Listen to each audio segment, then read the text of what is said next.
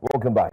It's time for us to take a look at the front pages of the newspapers. But before we do that, we do have our newspaper guest who's here to join us in analyzing the front pages. But let's tell you that reports emerging from Katsina highlight serious concerns regarding the Hisba as allegations of oppression and physical assault surface within the community. Eyewitnesses recount horrid stories, including the disturbing assault of a woman, raising critical questions about the role of morality enforcement and also the entire body. But we do have our correspondent who will join us pretty soon. But let's just give you a quick review as you take a look at what we are talking about. Try to get all that information up for you so you can get it. But take a look at this. In northwest Nigeria, is widely known for its deep-rooted heritage and strong adherence to Islamic principles. However, beneath this religious commitment lies a troubling reality. The body, established by the state government to enforce strict adherence to Islamic laws, is now perceived by many as oppressing individuals under the guise of enforcing religion. Many residents have reported different experiences. There have been numerous stories of individuals being physically assaulted by Hisba members for minor infractions, such as not wearing appropriate clothing, playing music, or going out late at night. He insulted my mother. I said, don't insult my mother again. You don't know who she is, you don't know her. If I insult your mother again, what would you do? I said, don't insult my mother again. He still repeated the same thing. I retaliated. I insulted him back. He said, I will come and slap you. I said, come and slap me, since I did something wrong. Just from behind, I received a slap, a very sound slap from behind. I reacted. I was like, to even turn and see who slapped me. The next thing, beating from everywhere, that I attempted to slap the OC. Every man of the Hisba that was there, he was beating her. I started shouting, "Sis, yaya tachi, kakurye ta karuwa ce." That was the only thing they were saying. She was a prostitute, she was a prostitute. They were saying she was a prostitute. I was saying she's not a prostitute, she's my sister. They continue beating her. For me, I was angry, yes, I was upset, but I was more ashamed than angry. I couldn't defend my sister. Why she was humiliated and called names that she would never be associated with. For the Hisba commander, the body is a moral force responsible for upholding Islamic laws and promoting proper behavior in the community. Amma dukkanin abin da ke ga Hisba ta ce kar a yi, imma dai Allah madaukakin sarki ne hana wannan abin a cikin Alkur'ani mai girma, wanda duk musulmi ya kamata ya san wannan. Kuma ya ma sani. Daga ciki akwai tasar da kike magana, daga ciki akwai kide-kide wanda Allah ta'ala ya ce wa sha'ara'u yattabi'uhum al-ghawun. Nasoshi ga sunan daban-daban a cikin Alkur'ani.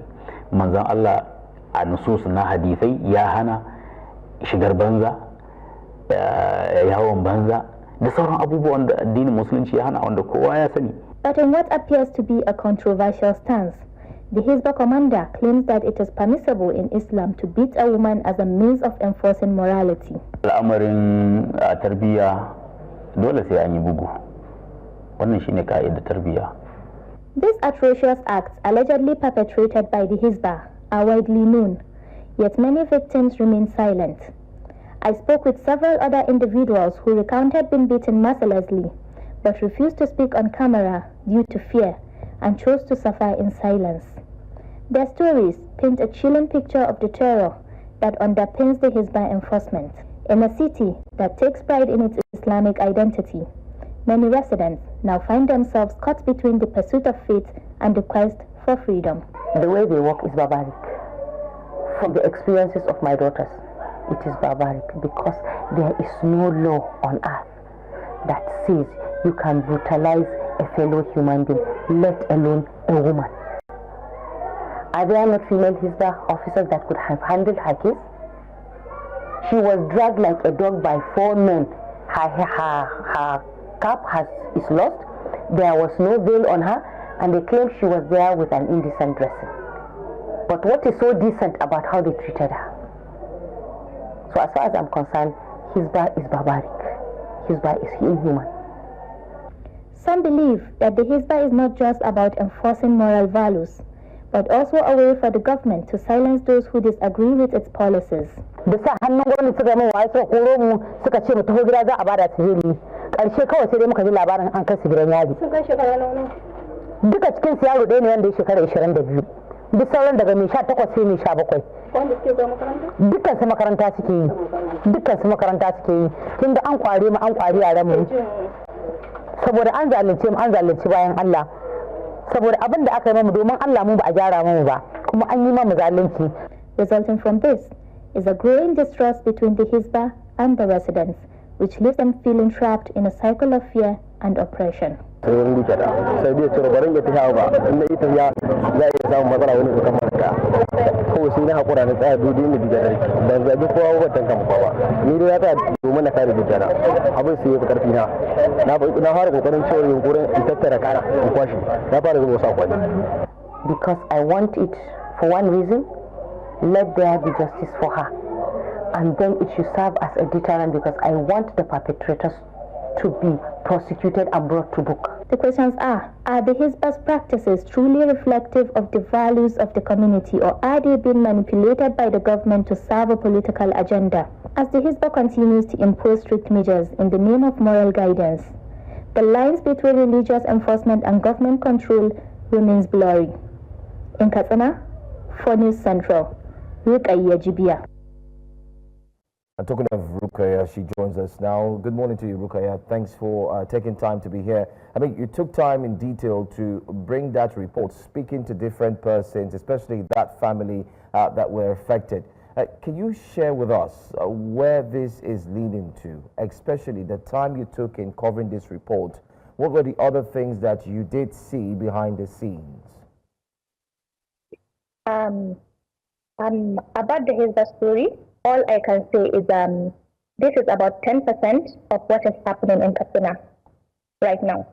Because I met with several individuals, like I said in the report, whom are very scared. They are so scared that they can't even talk to me freely. I had to take my time. I've been on this story, I think, for 3 weeks now. I had to take my time and build trust between I and them. But they still don't feel okay to share their experience on TV. So what is happening in Katsina, like the victim's mother says, is barbaric. Because I'm just surprised that in this 21st century, something like this is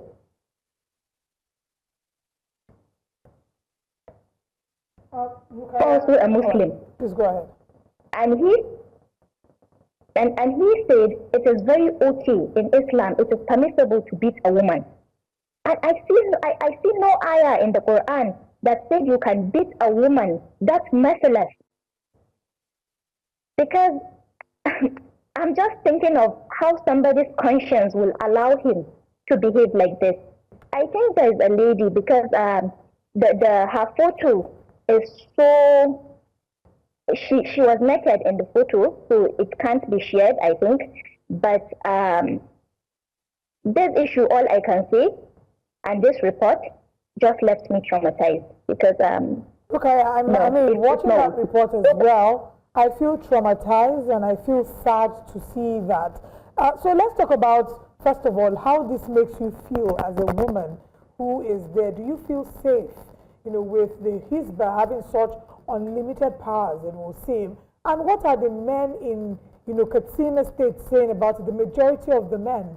Do you think there's a wide support for the Hisba being empowered to beat and punish women to, quote-unquote, instill moral values? Okay, the thing is that many people are against what Hisba are doing in Katsina. But from what I understand is the Hisba has, they have the governor's backing, so they can do whatsoever they want. Because I think the governor in an interview, not with me actually, but in an interview, he said, since the Hisba are doing a very good work,